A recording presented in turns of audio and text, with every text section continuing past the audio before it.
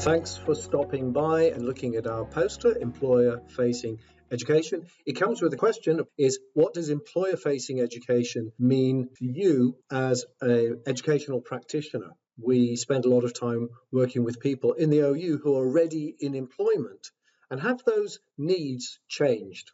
So let's start what we found when we looked at the literature.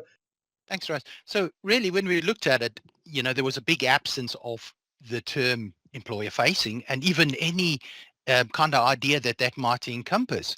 So one of the starting points for us was, okay, well, let's define what we think employer facing education is. And once we got that, then we started to look at the requirements.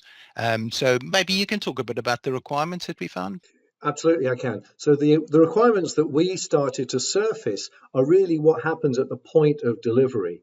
So you can think of those as micro-foundational, what's happening in the relationship between learning design or the teaching and the learner experience.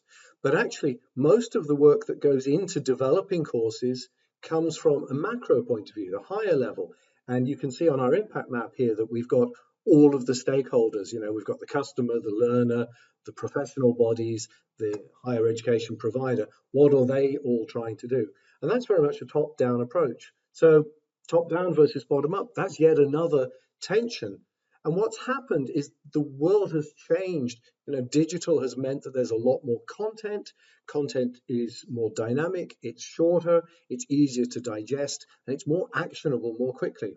So I suppose the question that we're asking is, do we need to move our dial a little bit more towards flexibility, a little bit more towards what does the learner want in terms of adapting maybe the date of their assessment to suit their own schedule at work, or the accessibility of how they're assessed? We're looking at that sort of thing and asking, is it time that we can make some changes?